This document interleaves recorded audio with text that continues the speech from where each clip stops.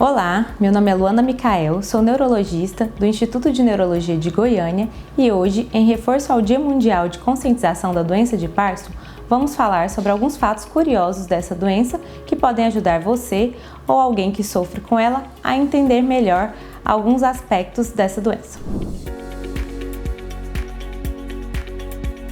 O que é a doença de Parkinson? A doença de Parkinson é uma doença neurodegenerativa, a segunda mais prevalente atualmente. E essa doença, o que ocorre? A gente vai ter uma perda dos neurônios dopaminérgicos no sistema nervoso central. A dopamina é a substância que faz a liberação dos movimentos. Então, com essa perda de dopamina no sistema nervoso central, a gente vai ter um paciente com movimentos mais travados, que são os principais sintomas dessa doença, que a gente vai ter como característica a rigidez, um sintoma que a gente chama de bradicinesia, que é a lentidão dos movimentos, dificuldade de iniciar os movimentos, uma dificuldade na caminhada, e também o tremor, que o mais característico na doença de Parkinson é o tremor de repouso. Quais os dados de prevalência e incidência da doença de Parkinson?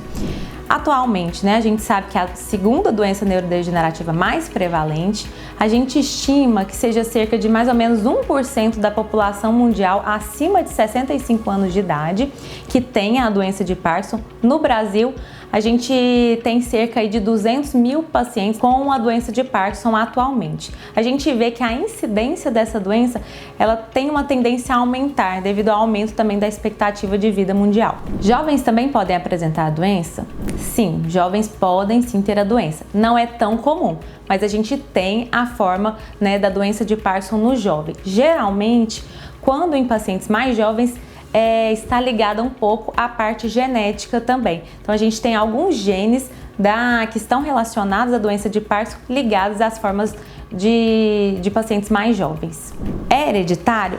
Pode ser. O mais comum não é essa característica hereditária genética, mas a gente tem sim, hoje já determinados vários genes relacionados à doença de Parkinson e aí com essa característica de algo hereditário. Se os sintomas são sempre os mesmos, aí depende. A gente tem uma gama de sintomas nessa doença. A gente até classifica de uma forma diferente entre sintomas motores e sintomas não motores.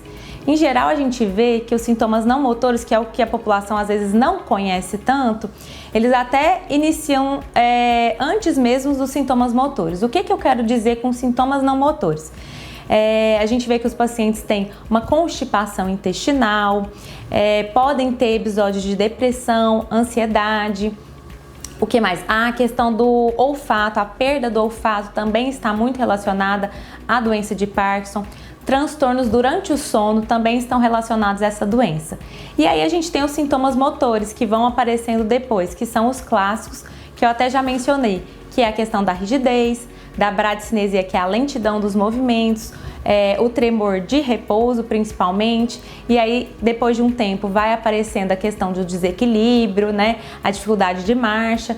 E a doença, com seu avanço, outros sintomas também vão aparecer. E aí, voltando aos sintomas não motores, a gente tem um quadro até de alteração cognitiva e outros mais, como a perda da capacidade de deglutição.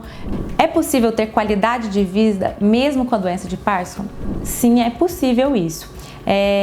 Hoje em dia, a gente não tem cura da doença, mas a gente tem muitas formas terapêuticas para tratar os sintomas. E aí, tratando esses sintomas, a gente vai conseguir estabelecer uma qualidade de vida.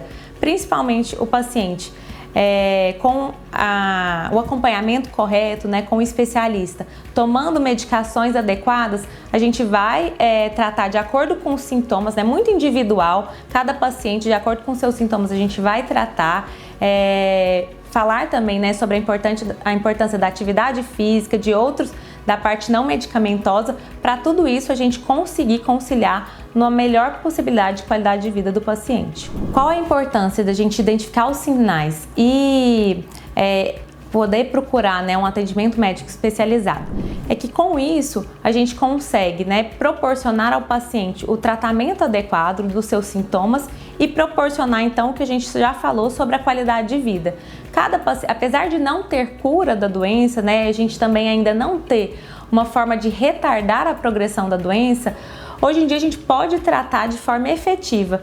Então, quando a gente procura o atendimento na época correta, um atendimento especializado, a gente pode tratar da melhor maneira possível, indicar terapêuticas que às vezes a gente tem um tempo determinado, um momento adequado, né, para indicar. Então isso faz com que a gente possa proporcionar um melhor tratamento, uma melhor qualidade de vida para o paciente.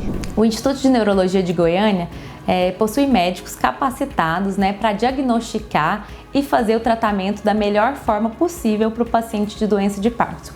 Então, se você conhece alguém, tem a doença, pode nos procurar para que a gente possa conversar, falar um pouco mais sobre a doença, tirar algumas dúvidas e poder fornecer o melhor tratamento.